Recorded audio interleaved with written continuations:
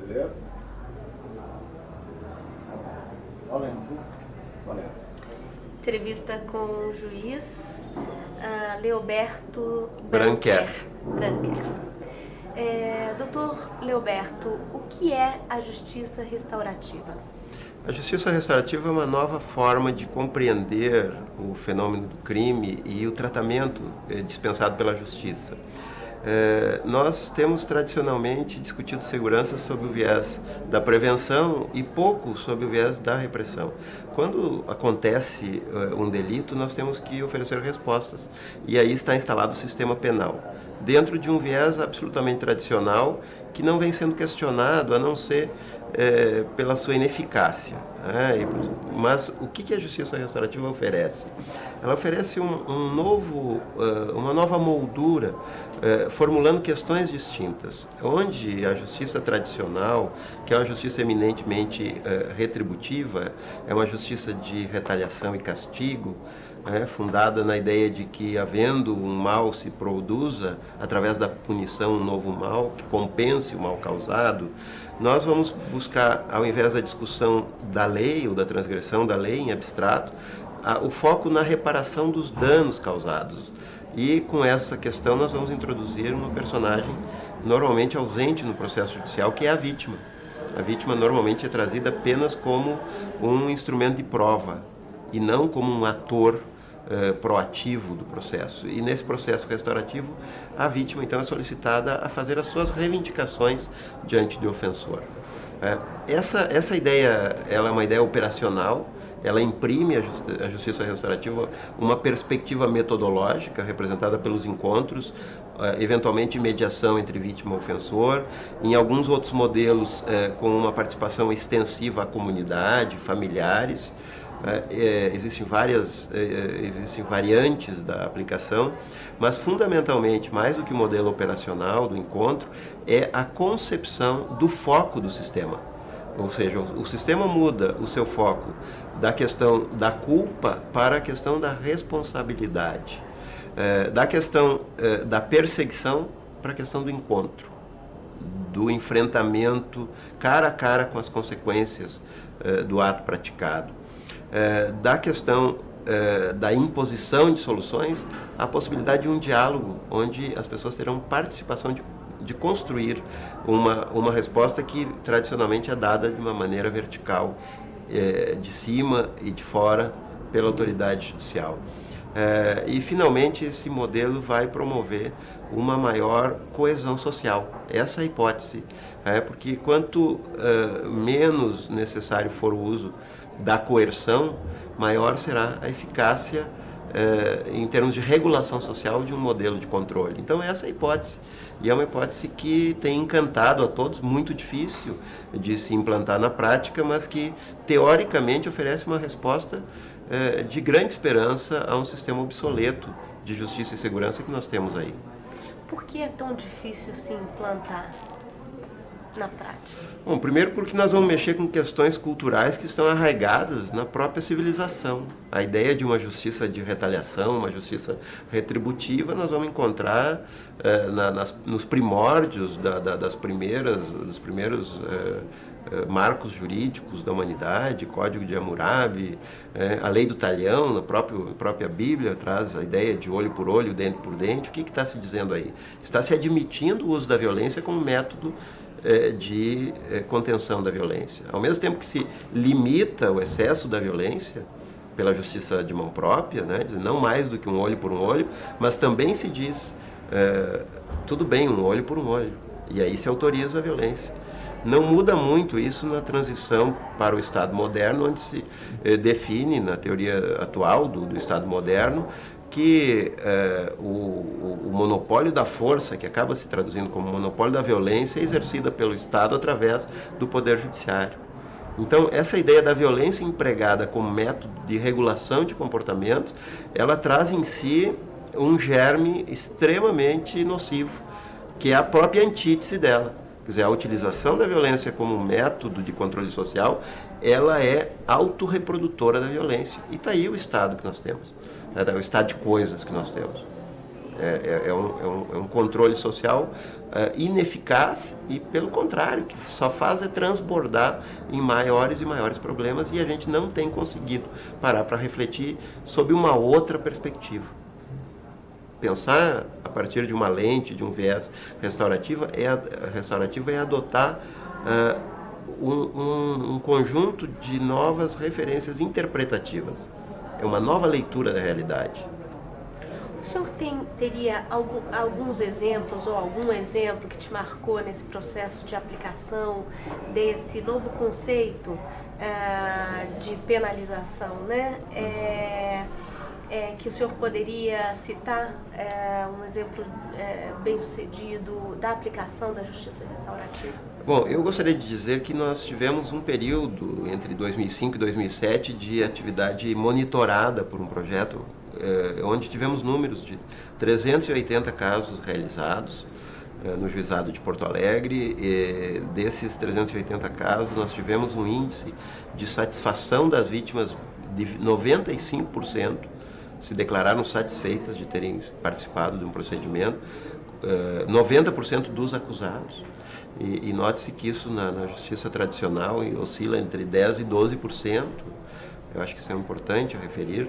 Nós temos um índice de 90% de cumprimento dos acordos, uma redução de 23% de reincidência.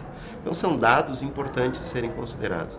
E as histórias são importantíssimas do ponto de vista de uma vítima que se surpreende, por exemplo, de receber o pagamento por um carro que havia sido destruído num acidente após uma perseguição policial consequente ao roubo, da possibilidade de uma vítima que teve a oportunidade de matar o seu assaltante e não o fez, estava armado, e diz isso para a família do rapaz: olha, naquele momento eu poderia ter executado você e eu não fiz. E meus colegas, que são policiais militares, acharam que eu deveria ter feito isso, que afinal tudo estava na mão. A emoção, a densidade humana de um encontro como esse tem uma dimensão inimaginável na vida daquelas pessoas que podem tratar de uma maneira muito diferente. Imagine se esse policial militar, 24 anos de serviço, tivesse matado aquele assaltante de 17 anos, a quem ele depois viu do lado da avó, da mãe, e que se foi perceber que ele assaltava naquele momento. Interessante, isso foi discutido num seminário de psicanálise, foi feito um filme, foi discutido. A mãe dele havia se suicidado e ele estava indo de uma maneira suicida ao encontro da mãe, o fundo do movimento que ele fazia.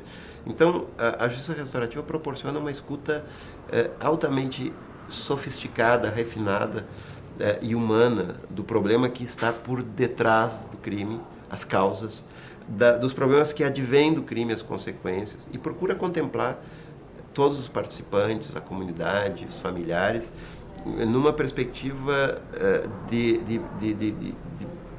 prospectiva, com relação ao futuro, mas uma perspectiva sustentável, não apenas uma promessa vã de bons comportamentos, não, mas uma transformação profunda do sujeito, através do insight que esse encontro proporciona.